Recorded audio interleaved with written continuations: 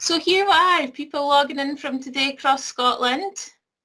Lots down that east coast there, but also across Central Belt and moving across to the west. So that is wonderful to see. Lots of people up in Aberdeenshire there. We've got 12 pins in the same bit, so that's a lot of people up in Aberdeen. So that's great to see that too. Okay, perfect. Right, so I'm going to stop sharing and hand over to our first presenter, Bridget Finzen from Nature Scot. And Bridget's going to give us an introduction and an overview of the session today and why we're here. So Bridget, I'll pass over to you. Thank you very much. Thank you, Julie. Good morning, everybody. I think there's going to be a PowerPoint sparking up shortly. So my name is Bridget Finzen. I work for Nature Scot. Some people might remember that we were previously known as Scottish Natural Heritage, and I work within the People and Places team. Next slide, please. So briefly, for people who haven't worked with Nature Scot before, we're a government agency. We are Scotland's nature agency, created by statute, and broadly our remit is nature conservation, landscape, and public enjoyment and understanding. And as I say, I work for the People and Places team, and the areas that we cover include, as you can see here, outdoor access, recreation, ranger services, volunteering, outdoor learning, environmental education, and citizen science, that kind of area.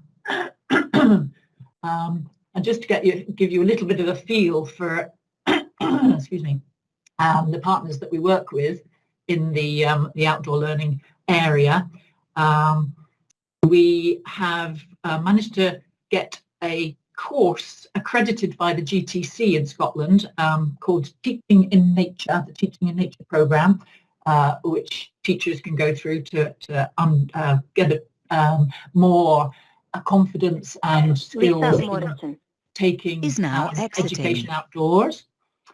We also work with the Countryside Rangers Association, Learning Through Landscapes, Education Scotland, of course, and many education authorities and individual schools. The understanding of the natural heritage is very important to Nature Scot, and clearly there are very many needs for greater understanding in terms of the key challenges that we're facing at the moment in our environment. Nature Scot's priority objectives corporately are climate change and biodiversity loss, but also we are getting much more into the area of public health, and that I think should be part of the learning outdoors agenda. We need resilient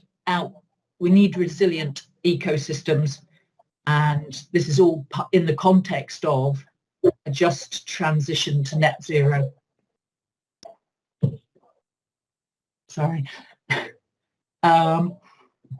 This is all about current drivers, including just transition to net zero, green recovery from COVID, and an area that you're I gather, getting more and more involved in, which is learning for sustainability.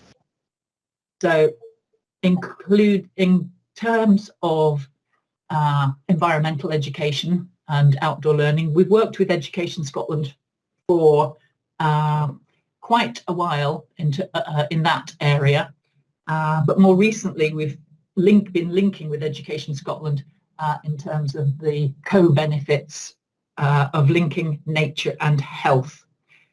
The outdoors is a resource for learning and better health, and it's a local resource. And there's also a wide network of environmental sector organisations with remits or projects that deliver on the breadth of conservation, learning and health objectives. And these environmental organisations are very happy to share their experience. So in terms of learning outdoors. Why is the outdoors a good setting for learning and CLD? My environmental education colleague put this list together. I'll let you absorb that. But also to add that COVID has certainly spurred an increase in people's general awareness of the value of nearby nature. And also, I gather, in your sector, there's been increased use of green space as a setting for learning because it's conducive in many ways. In particular, being in the outdoors reduces isolation, helps remove barriers to engagement, and it also makes learning fun. Next slide, thank you. So just a very quick look at the health benefits of being in the outdoors and connecting with nature. There's lots of evidence in terms of physical, mental, emotional and social health and well-being benefits. And I've mentioned COVID a couple of times already. In particular, during lockdowns, there was lots of media coverage of people, sometimes for the first time, realizing that there were local places and nature spaces that they began to value and use for physical activity and mental refreshment. So just thinking about that quote there from Dr. Gregor Smith, and introducing the initiative that I spend most of my time working on, which is our Natural Health Service. Some of the key partners that are involved in this initiative are mentioned here, including Public Health Scotland and Transport Scotland, but we also work with a much wider group of our kind of Scots sort of regular partners, including Green Space Scotland, TCV, Pads for All, John Muir Trust, and Volunteering Matters, some of whom you will be hearing from shortly. Next slide, please.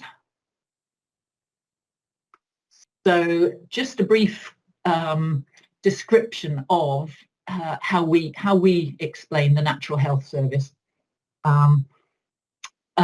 Basically, the foundation there, the resource that the initiative relies on is Scotland's natural environment and green infrastructure, which supports use, participation in the outdoors. And we've described it as kind of three pillars or intensities of use and support, from everyday contact, so that's mainly independent use of the outdoors, for green health activities, and moving along to the right-hand side, where we describe some nature-based health interventions which are specifically designed to support people with health and well-being needs. And in the middle there, again, introducing some of our partners, Pads for All, who I think perhaps you may have worked with or heard of, supports a network of local volunteer-led health walk groups. And evaluation has shown that health walk groups are most valued by participants for the social aspect, even though it's a physical activity initiative in particular.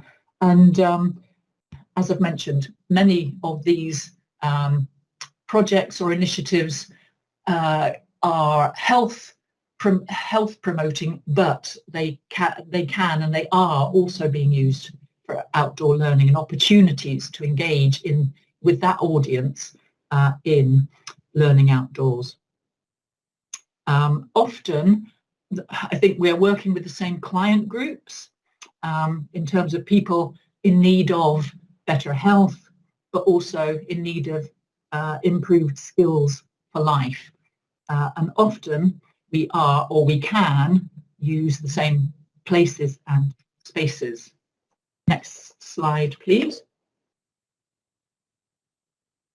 So just briefly, to give you an example of what Our Natural Health Service initiative is delivering on the ground, the core implementation program for Our Natural Health Service is green health partnerships.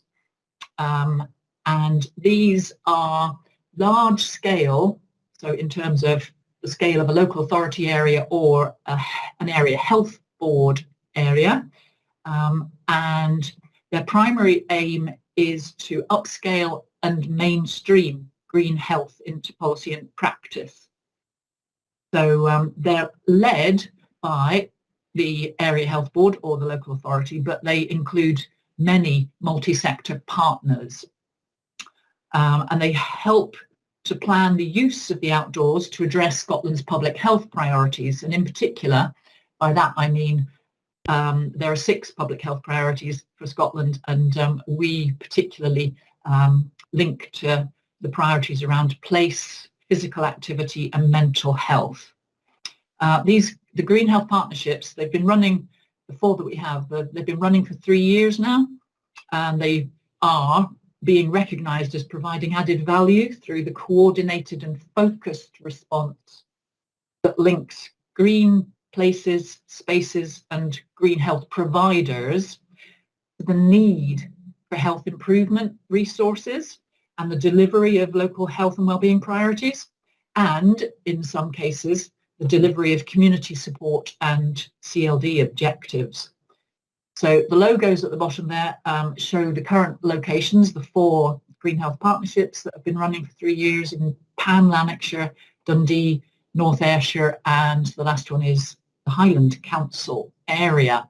So if you're from any of these areas, I would recommend that you track down the Green Health Partnership Manager and see whether your sector is represented on the partnership.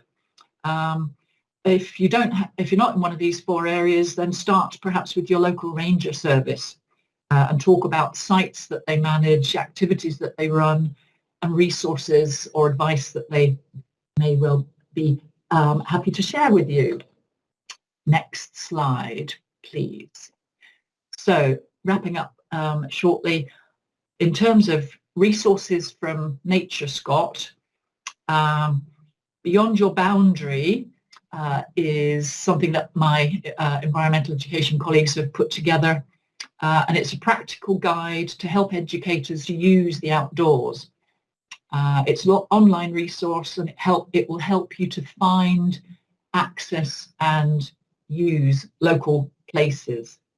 And it's part of a suite of resources about learning in local green space. Next slide, please. So just to finish, 2 key URLs. Didn't want to bombard you with too many hyperlinks or URLs, and my contact email as well. So please make a note of those, and hopefully you will find some useful resources.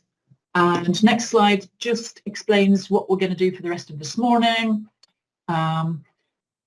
So we are going to follow now with 3 short case studies from some of these organisations that I've mentioned who are partnering Nature Scot in environmental conservation and learning and health. So I hope you enjoy the webinar. I'd encourage you to connect with nature and the environmental sector organisations and networks in your area, and let's all make best use of our great outdoors. Thank you. Over to Paul, or back to Julie. Back to Julie. Thank you. Thanks, Bridget. I know we are encountering some IT problems at the moment, just with that lobby being stuck on some people's screens. Hopefully, if you open the View Lobby box, it will then open your participant box, and hopefully the notifications will stop for now. But we are working away on it in the background. We will share the slides after the presentations today, and just thank you for your patience while we sort that out. So thanks, Bridget, for your introduction. We are going to hand over to Paul now, who is going to tell us a bit more about Green Health Project and the links with CLD. So Paul, over to you. It should let you share your screen okay at the moment. Should. Should always a great word. Hi folks, I'm Paul Barkley. I work for TCV and through the Cumbernauld Living Landscape Partnership. And I will try and share my screen. Let's see what happens.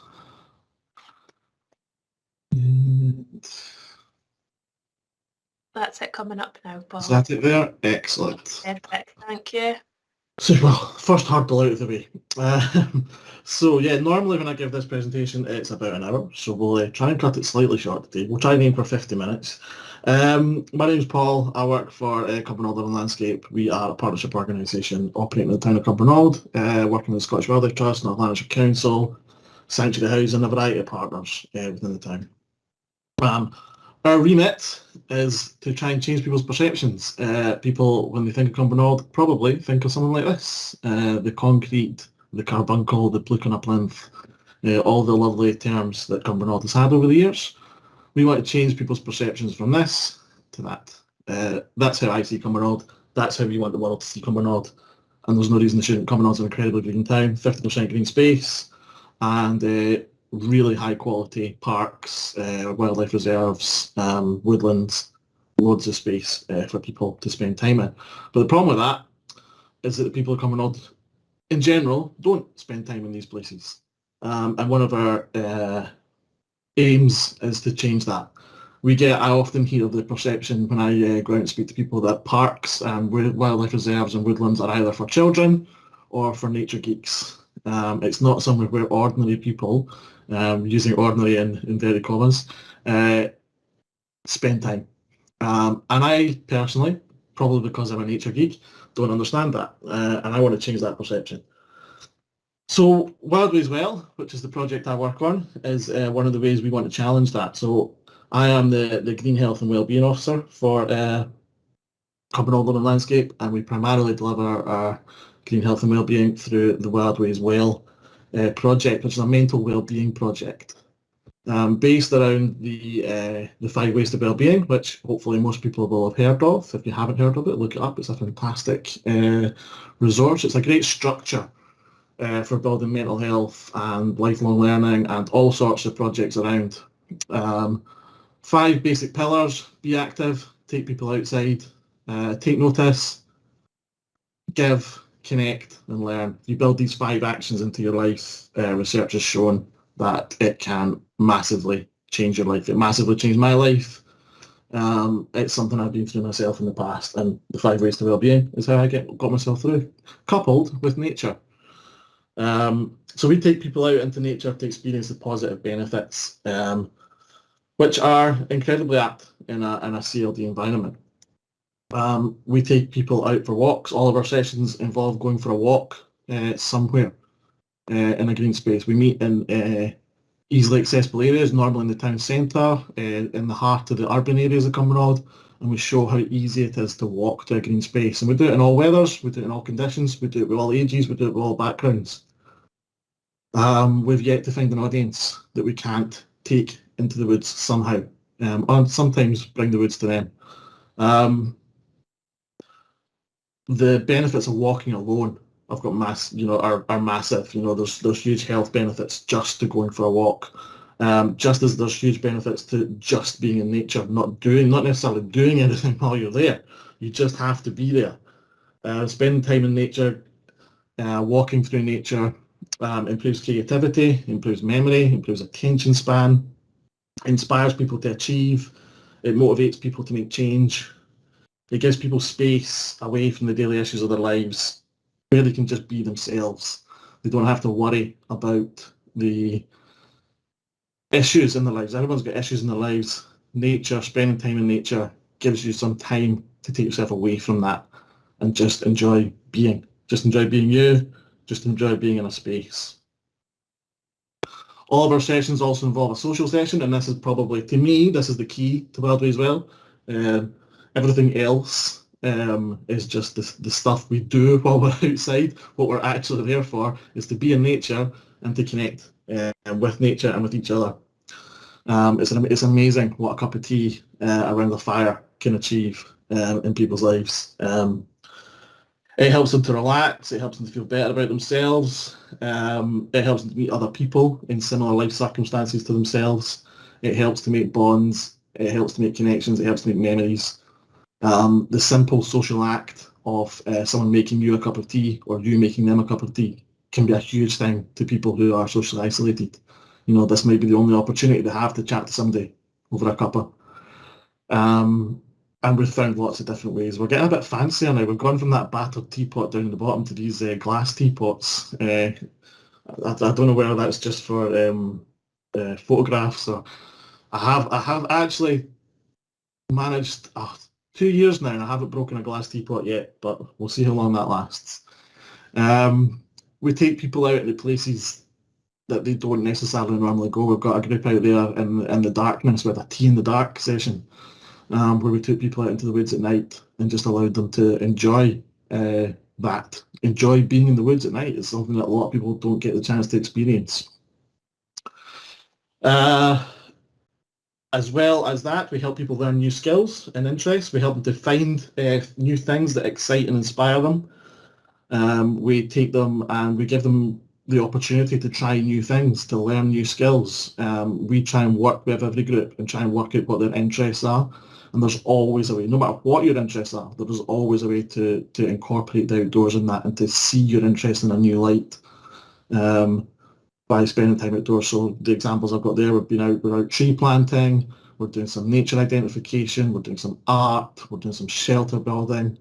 We also do things like folklore, storytelling, practical forest skills, photography, play modelling. You name mammal tracking, you name it, we've tried it at some point in the outdoors, and you can always find a way to adapt. And I think one of the keys to this as well is that all of this is right on your doorstep.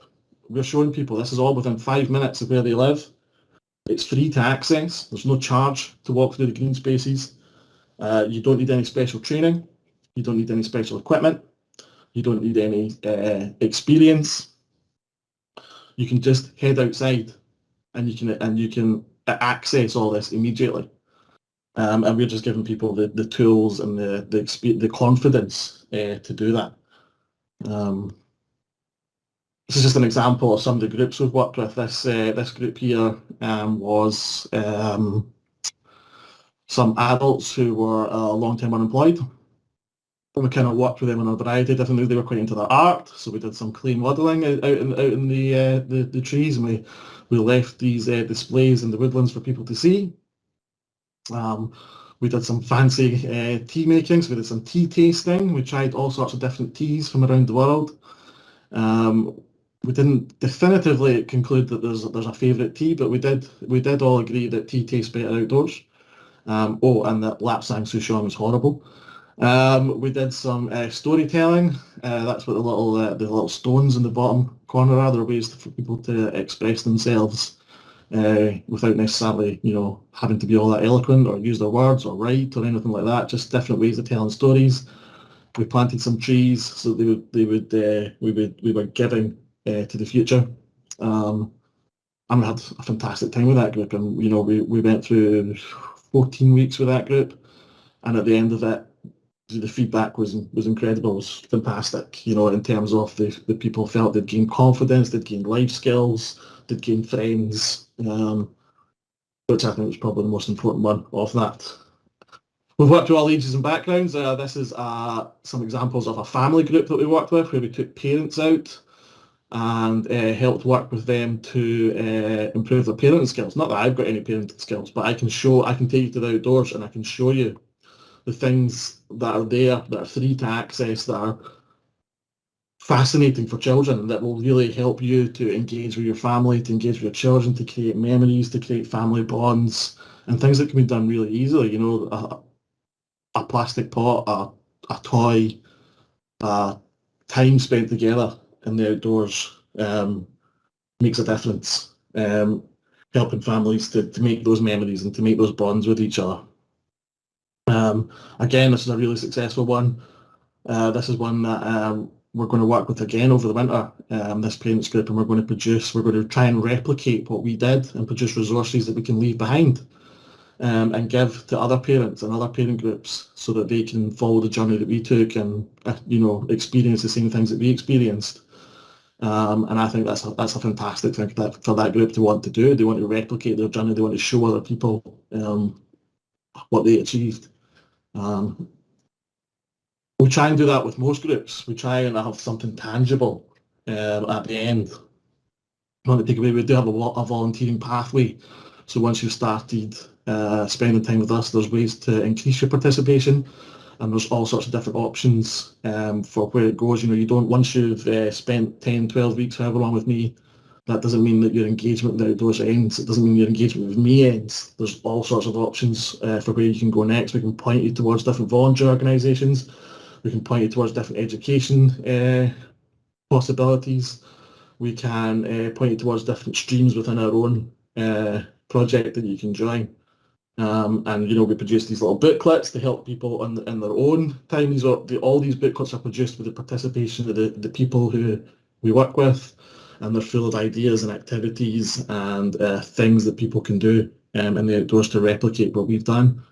And we can help them, start that nature journey for themselves and start that hopefully lifelong engagement with outdoors, which can all start just from a walk in the woods.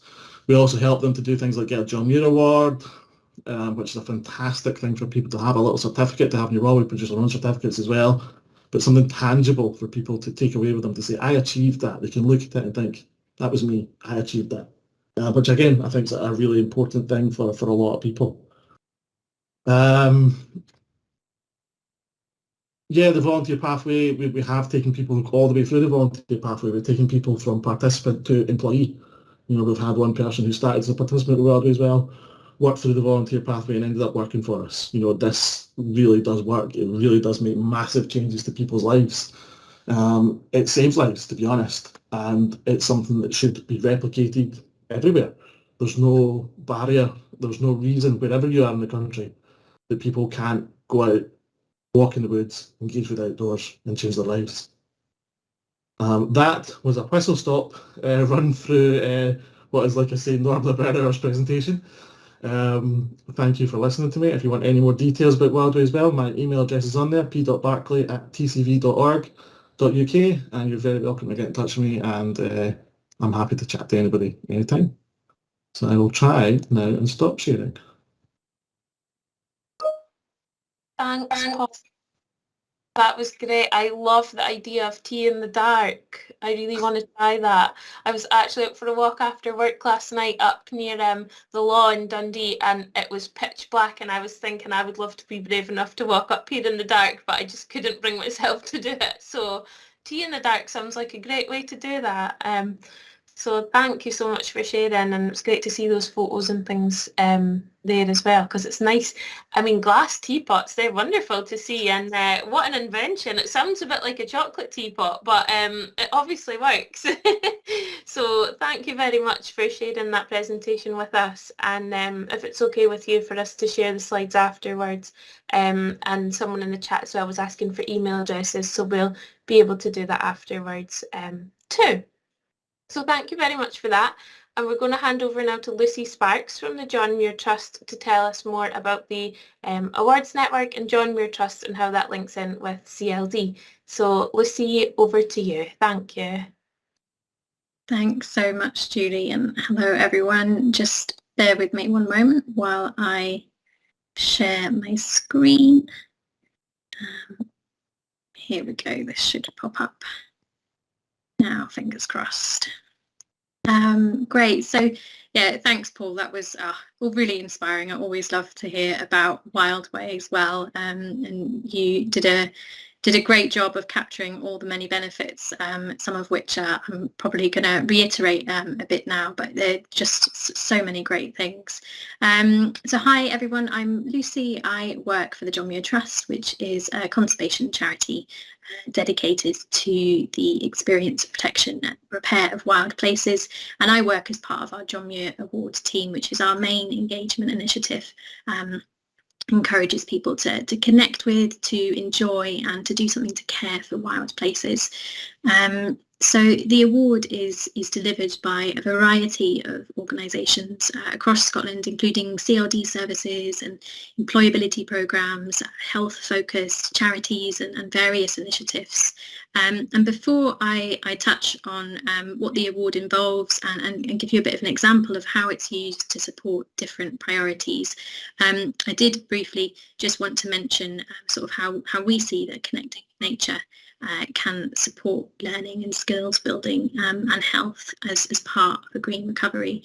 Now, much of this Paul and Bridget have already done a wonderful job with, so I will not spend too long on this here. But through the organisations that we work with that deliver the award, one of the most commonly referenced outcomes that they tell us about is that John Muir participants, through spending more time in nature, through seeing that they're able to make a really practical difference, it's helped them to feel better in some way. And what that means will vary, whether it's because they're moving more, they're just enjoying being outdoors, it's something new for them, they're enjoying the fresh air, maybe it's because they feel calmer and freer and that they have a bit more headspace when they're outdoors. Or perhaps it's the social element because they're engaged in something practical that kind of takes their focus and concentration, or maybe they're just taking an opportunity to tune in more to what's going on around them. I think what we see is that everyone's starting point is different, everyone's circumstances are different. What's a challenge for one person might be something that's really familiar and comfortable for another, but there's definitely a whole range of opportunities there to support people to get some benefit from connecting more with nature. So some of the most common things that people talk about to us are the value of just getting together with people outdoors, of working towards a common goal, kind of sense of purpose, a chance to just connect with others, to connect with their community. And I think more than ever, people are talking to us about the social element and just how vital that is, given lockdowns and pandemic impacts. That social aspect can sometimes just be that hook that motivates people to get engaged and maybe to keep coming back as well, particularly at a time when some people might still feel quite nervous perhaps about meeting indoors. Through connecting with nature, there's also such a wide range of opportunities for hands-on learning and skills development, and I'll talk a bit more about that in a second. And there's a wide range of research that shows that close relationships with nature can help benefit people's happiness, their health and well-being. I'm not going to spend too long talking about that because I think Paul has just done a fantastic job of outlining how the 5 ways to well-being can really easily be put into practice through engaging with nature to help improve personal well-being. And yeah, if you're interested, Paul helped us to pull together a wonderful story which is on our website about using the award through Wild Ways Well and the outcomes for a group of young people that got involved. So that's well worth a read later. And on the right of the slide there, you can see some examples I've extracted from 5 Pathways to Nature Connection activity guidance, which has been developed by the University of Derby, ways to encourage really positive and meaningful experiences in nature that they've found through research. And these aspects of just encouraging people to use their senses, to embrace and notice the beauty of nature, to do something to care for nature, that kind of practical action, have been shown to be really effective. And research also tells us that direct experiences of nature over time can lead to increases in pro-environmental behaviour, thinking about green recovery, all the interest that there's been recently in COP in particular. We recognise that people need to have opportunities to access and experience nature in order to want to look after it. So it's really important as part of tackling our climate emergency and helping to build more resilient and sustainable communities in the future.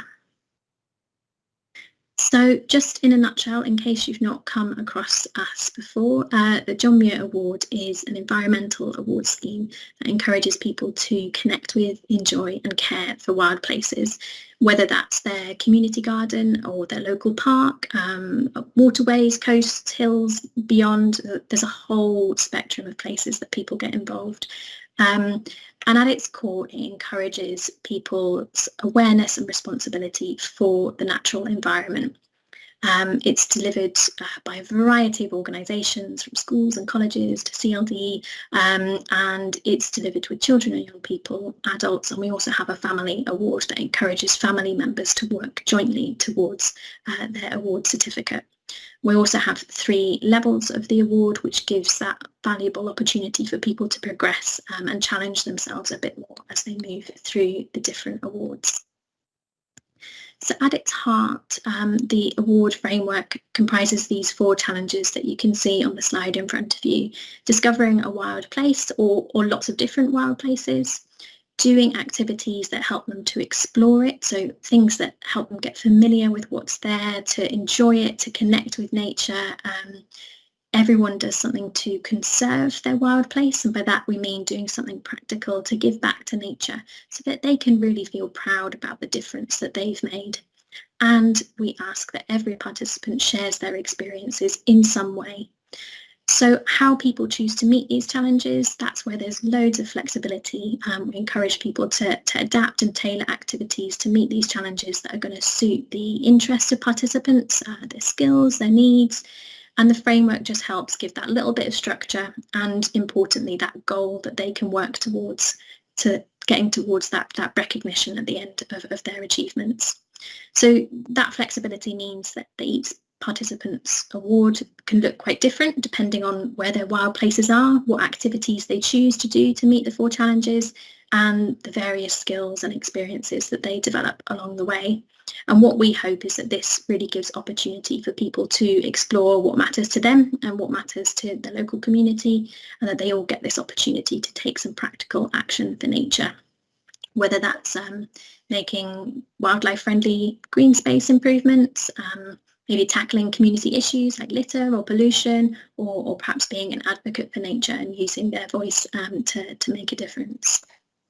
So I wanted to share an example, and I knew that Paul was going to do a wonderful job talking about Wild Ways Well and sort of health projects in particular, so I've picked a different one.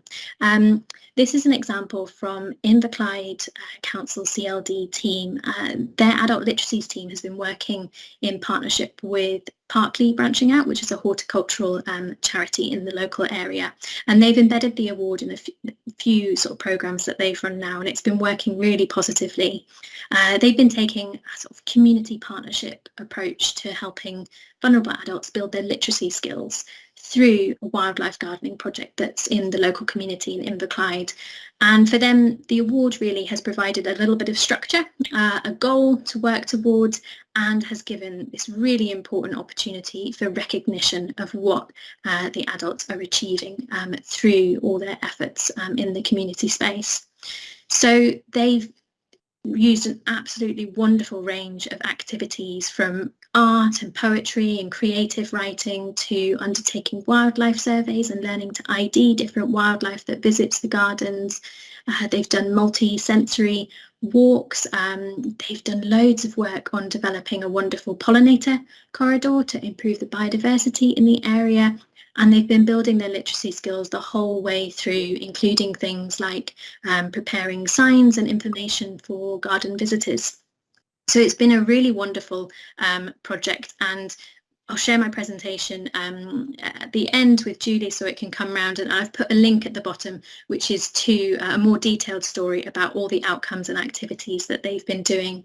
But really what we've seen is that the partnership approach they've taken towards delivering the award has really allowed them to meet individual learning goals, but through embedding just a range of core skills into the community-based work. So it's been really meaningful activity that the adults have been involved in, and they've been able to see the outcomes for themselves of the difference that they're making. And at the same time, working towards their John Muir Award, many of the individuals have also been working towards other award schemes as well, and the activities that they've undertaken have been able to sort of overlap and contribute to different things. So personal achievement awards, for example, are something that many of the individuals have achieved alongside their John Muir Award. So definitely worth going and having a look at their story. There's lots more examples of their creativity and their poetry in the story that Laura shared with us as well. So that's really just one example of what an award could look like, sort of very literacy focused award. But we do see that the award is embedded to support a wide range of priorities. And like I said, each award will look different. So different kinds of priorities that an award might help you with. Initiatives to improve health, well-being, physical activity. This is a really common outcome that a lot of people are looking to get from using the John Muir Award and from using the outdoors. I was speaking recently to Changes Community Health Project in East Lothian. They run a wonderful project called WELL, which stands for Wellbeing, Environment, Learning and Laughter, and they use the award as it's just a natural fit with what they already do in their project, which is supporting people experiencing poor mental health through activities like bird watching and Tai Chi and outdoor environmental arts, conservation activities in their community garden. So for them, it's just a way to give this really important recognition for people's achievements and to build on what they're already doing in the project. So health and wellbeing is definitely one. It's used a lot as well with programs that focus on employability and skills building, whether that's practical skills, but also often these transferable softer skills like problem solving and team working, communication skills through working with others. That can all be really valuable. As I mentioned, literacy, adult education, ESOL programs we're seeing as well, opportunities to make connections with community partners and colleges, that's quite common, as well as other priorities like supporting recovery and improving social integration. So really the awards framework can be something that maybe could help you start a new initiative or can also build on perhaps what you're already delivering and already doing. And as I mentioned, the John Muir Award's by no means the only award that can contribute to these things, and quite often activities that individuals may be doing for their John Muir Award could perhaps also contribute to other award schemes that they may be involved in, like Saltire Awards or Personal Development Awards, Youth Achievement Awards. There's a whole variety out there. So finally, just to finish, we've got a lot of information on our website. You can find all the key information about the award in terms of what the criteria is, how to get involved. But the main page that I'd signpost you to is our ideas and resources page. So this is where to go if you're looking for a bit of inspiration or you're looking to get some ideas of how it could work and maybe how it could meet priorities of the groups that you're working with. So this is where you'll find all of our case studies. We've got some short films, stories, we've grouped things in key themes. So there's a section on health and wellbeing specifically, as well as education, literacy, skills for life. And the health and wellbeing section is where you'll find the lovely story from Paul at Cumbernauld Living Landscape, as well as some guidance around 5 ways to wellbeing and wild places, and just some ideas for what that could look like in action. We've also got a very short animation on our YouTube channel called John Muir Award, What's It All About? It's just 2.5 minutes long. So if you're looking for a recap or something to share with colleagues to show them what the award is and maybe consider if you can integrate it into any of your work, that's a really good starting point to share. And you can also sign up to receive things like our e-bulletins via our website too. So you've got my contact details at the bottom of the slide there, which will get sent round to you all. So do please feel free to get in touch if you've got any questions or if you want to have a chat about ideas and maybe how you could integrate the award into what you do. Thanks very much. Julie, back across to you. Thank you very much, Lucy. That was wonderful to see all the different ways that the John Muir Award can look in action. It's so great to see all the photos and ideas in your presentation there, so thank you very much for sharing with us. I'm going to hand over now to Louise Orr from Volunteering Matters. Louise is going to talk to us a bit more about environmental volunteering and how that links in with CLD. And following Louise's presentation, we'll have some time for questions and a breakout room session. So thanks, and Louise, over to you. Thanks very much. Hi everybody, lovely to see you today. Give me 2 seconds while I try and see if this will screen share. So I'm hoping everyone can see that. Perfect. I seem to have lost sight of everyone, so do let me know if it's not moving on or anything. helps if I share from the start, doesn't it? Excuse me, guys. Give me 2 seconds. I've zoomed right to the end. That's it. Done. Here we go. Sorry about that. So yes, I'm Louise Orr, and I am the delivery leader for Tayside, the Highlands and Aberdeen for Volunteering Matters. And I've actually been cheeky and got my colleague Chris along to tag team with me, so you don't have to listen to me droning on for the full 10 minutes. You'll be happy to hear. Chris is our engagement manager for the Highlands, and because a lot of our work is quite national, we've decided to focus in on this presentation around some of the examples in the work in the Highlands, specifically around Action Earth. So Chris has come to bring his role to life a little bit. So I thought first of all I would just give a wee overview on kind of who we are, what we do, and bring to life Action Earth, because that's our project that is most relevant when we talk about this topic in terms of CLD and environmental volunteering, and then bringing that down into a local level example to really draw out some of those things that we've already seen from the previous two presentations, to be honest, about the benefits in this area and how being outdoors can really impact on people's lives. So bear with me. So just a wee bit on who we are and what we do before we get into the exciting stuff. So Volunteering Matters is a national charity, and we very much believe that everybody should have the opportunity to thrive in whatever way that looks like for them in their lives. So we bring people together to overcome what we see as society's most complex issues, trying to build stronger communities through the power of volunteering. So what we mean by that is we try and take local knowledge and energy and turn that into action and progress, ultimately building stronger communities and a better future for all.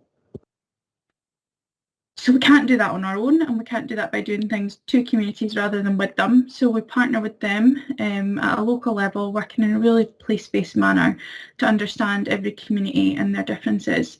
And our work aims to overcome adversity, tackle social isolation and loneliness, improve health, develop skills and opportunities, and ensure people can lead change in their own communities themselves. So we did recently merge with Project Scotland. Some of you might have seen that, and it's increased our presence in Scotland quite a bit. So we're hoping that this combined approach can really provide a better platform for volunteers, young people and communities at large to challenge existing structures and work to overcome the barriers that they face in their communities. So enough of the top line bits out the strategy. We want to know what that actually looks like on the ground, don't we? So as much as I said, we will focus in a bit on the Highlands, specifically our employability project there, but also very much our Action Earth activities in that area. Just thought I would pull out a couple of other sort of wider examples and try and show that CLD really does, it's kind of that golden thread people talk about when we look at the work that we do in our communities. So in Perth, our project is very much geared towards working with young people, so it's part of the Young Person's Guarantee, and it's supporting them to progress in life through volunteering. In Dundee, we have a project that's working with refugees in the area, and that's more geared towards helping them settle in their community. So it could be, getting them out and about in their new communities, visiting things. So there was one refugee family where the dad of the family actually used to play football when back home in Syria. So we arranged a visit to the local club. We talked him through whether he'd be interested in volunteering there, assisting the coaches, something that the area was familiar for him, but it just helped him to feel a little bit more at home in his new surroundings.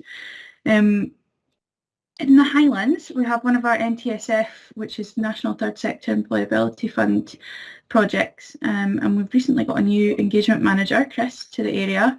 So although this is very much an employability focused project, it has 4 stages to working with people who are working age, not in employment, education or training, and really helping them to progress in the next steps in their lives. So as I said, I've got Chris here today just to explain this a lot better than I can, to be honest. So I'll hand over to him for a moment. Thanks, Louise. So as Louise has already introduced me, I'm Chris Gallacher. I'm the new engagement manager covering the Highlands, and I'm based just kind of outside of Inverness. And just a little bit intro to myself, I'm a great advocate of the outdoors, and I love being out in them. I'm kind of like stuck in two worlds because I love nothing more than being like sitting in a bath with a bath bomb and candles and a movie and all that. But then I also love going out for like 100-mile cycle and then sleeping in a wee bivvy bag and then getting up the next morning all disgusting and kind of going for it again. So yeah, I'm really excited to be here on this call.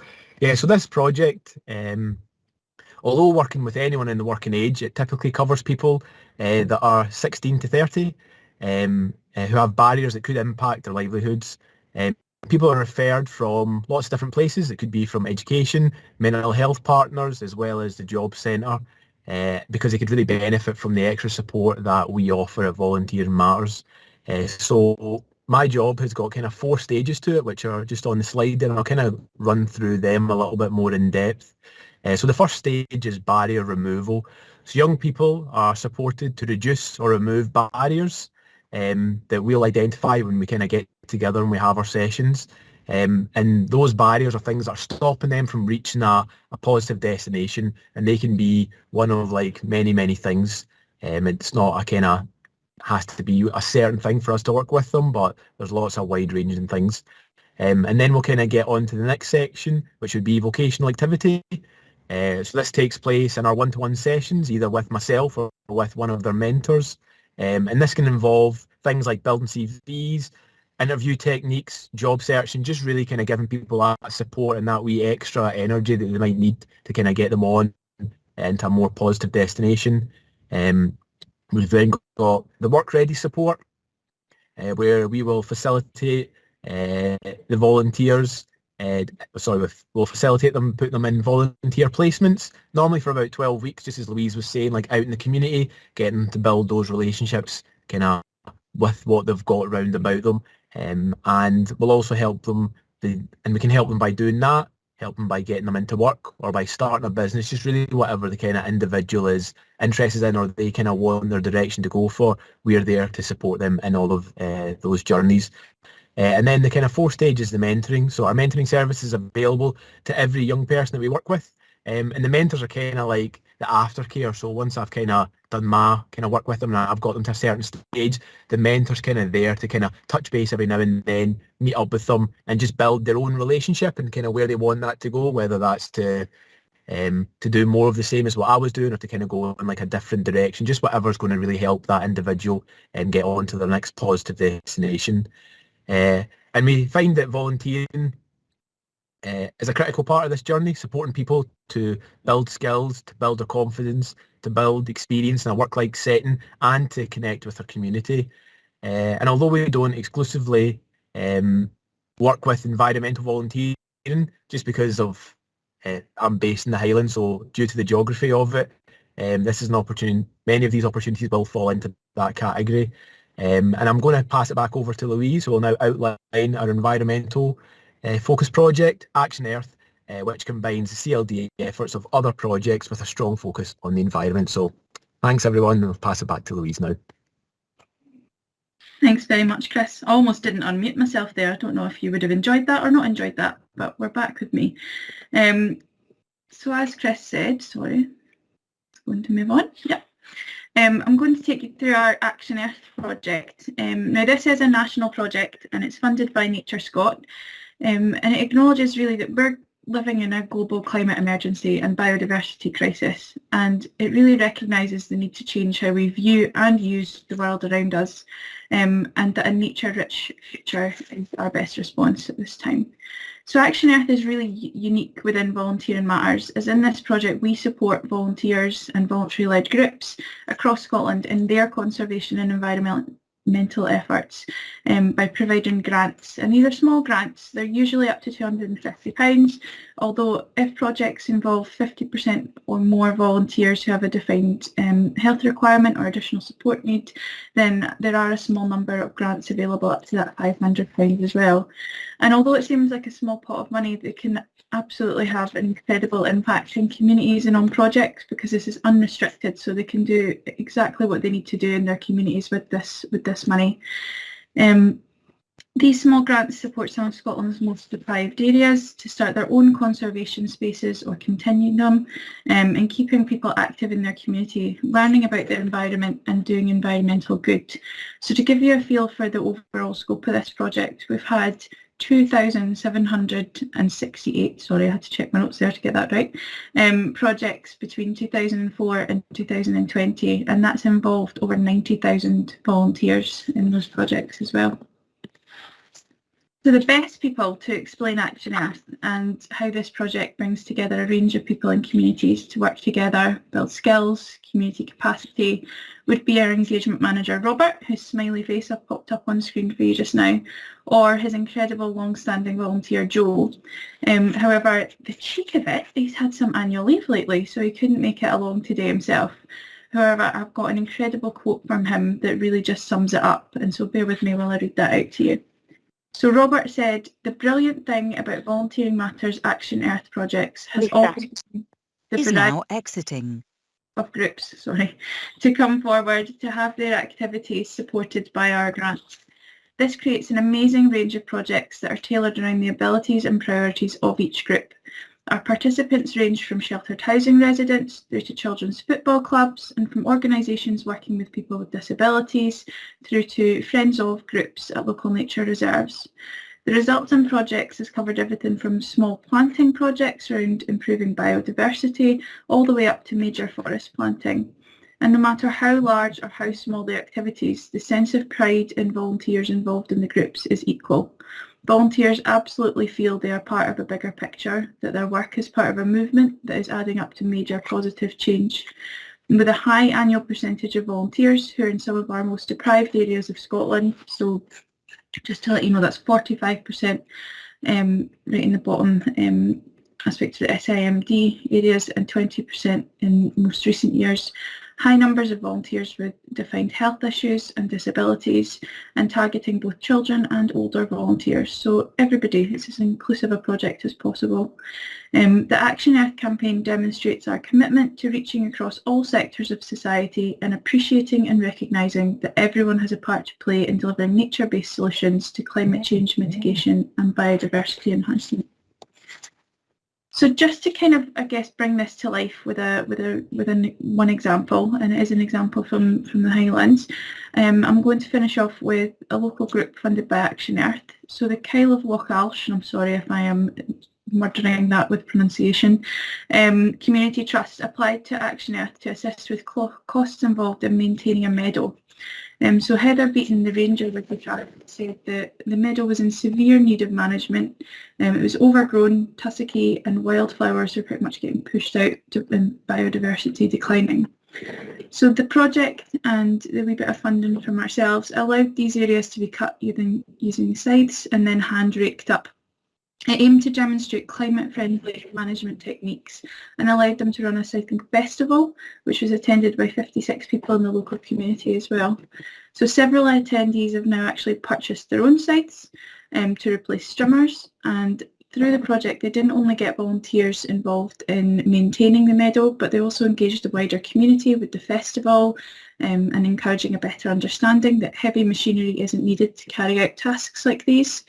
So with the meadow now maintained, there's also many more locals walking through and engaging with the trust to find out about the other activities that they have going on in the area. So that sums it up from us at the moment. If there's anything you'd like to reach out to us about, that's our details there. And I'm also going to pop the link to the Action Earth page in there, just in case anyone's interested in the Grab a Grant. And of course you can always follow us on social media as well. Put up there. Thank you so much, Louise. That was great to hear from yourself and from Chris, and that quote there from Robert as well, just to give us that bigger picture about volunteering matters. So thank you very much. I'm really interested in the meadow and the cycling festival. That sounds very innovative, doesn't it? So great to see people going back to methods that were previously used before big tractors and things too. So yeah, thank you very, very much. So that's the end of our presentation section, so please do feel free to pop in any questions or thoughts into the chat so far. We're going to move into breakout rooms for 10 minutes where we have a Jamboard. We don't require everyone to get access to the Jamboard, so please, if one person in each group even gets access, that would be fab. If not, there's no issue at all, and there's no pressure to fill it out. It's just to gather some thoughts around work you currently do and where you want to go next with linking with the outdoors, the benefits for well-being, and all of those links with CLD that have been so clear in the presentations today. So Susan just popped the link in for the Jamboard there, and we will move into our breakout rooms for 10 minutes. I'll just set that up at the moment and it will wing you into a group. The questions on the Jamboard are around what you currently do in the outdoors, any links to learning for sustainability that you see at the moment in your work. And then page 2 of the Jamboard, the question is around impact or changes or questions that you have from the presentations you've heard today, whether that be that you want to look at using an award in your workplace or any thoughts that you've got around that. And then the third page of the Jamboard, if you make it that far in 10 minutes, it'll be quite some feat. But it's around kind of future planning and supporting us with how do we make the links between learning for sustainability clearer, how do we support practitioners in this area, and how do we celebrate the work that's already been done as well. So I shall wing you off to your breakout rooms. I hope this is where we keep our fingers crossed. And hopefully it shall wing you away now, and you'll come back at 20 past, if that's okay, for just a wee quick 10-minute round up and to answer some of the questions from the chat too. So hopefully this will wing you away, and we'll see you back in 10 minutes. Some definite bugs in our teams today. It is just got a mind of its own, I think, at the moment. So thank you very much for your patience with this team setup today. So what we'd like to do is just do a wee bit of feedback. If anyone would like to pop their virtual hand up and come in and tell us any thoughts about the session today, the Jamboard. There's so much amazing feedback here on all 3 pages, so please, if anyone would like to come in, please do. I know we're quite short for time now, but like that, we just wanted to have some chat around your thoughts, any questions. Yeah. Eileen Kay from Argyll and Bute, part of Live Argyll team there. I've really been pretty much inspired by everybody who's spoken today. I have previously did training for the award, the John Muir Award, and I was just asking whether or not whether you do need to do training. Do you still need to do training to be part of the John Muir Award, to lead a group? And I'm not 100% sure of that. Very much at the infancy of doing outdoor activities. We've changed now, so I'm thematically going to be working with adults. So I think this is a brilliant opportunity for some of the most vulnerable adults that we work with to have an opportunity to be doing. We do wider achievement awards, but I think it's certainly given me lots of thoughts about how we could make that more engaging for the learners, and how they'd really benefit from being outdoors and some of those experiences, and that tea in the dark really gets just, I'm like, yes, I want to go at that. I'm not sure I could go with the glass pot, mind you. I'll maybe have to get a steel one or something. Yeah, so it's been a fabulous, really worthwhile for myself. Great, thank you. And I noticed there was a question in the chat along similar lines from Tracy about training for being outdoors and delivering sessions outdoors. So I'm wondering if Lucy wants to come in with that one from John Muir angle. I noticed Lucy answered in the chat as well, so that'd be fab. Thank you. Yeah, so just to clarify, you don't need to complete training in order to deliver the John Muir Award. We try to keep the process to get involved simple, and we also appreciate that such a variety of organisations that get involved. Everyone's kind of got different levels of experience, and we're very happy to support with ideas and things. So we have a Get Involved page on our website. I've popped the link in the chat, and it's on the slides as well that will come round, and that kind of just outlines the process and gives a bit of guidance, a bit more information about the 4 challenges and things. We do offer training, and we know that some people like it. They like that chance to dig a bit deeper and just maybe have a bit of headspace to think through some ideas and talk to others. So you will find some opportunities on our website if that's something that you're interested in, but it's certainly not a prerequisite. Thank you. Thank you. We've got a couple of hands up as well. So Gavin, I'll come to you first if that's okay. Thank you.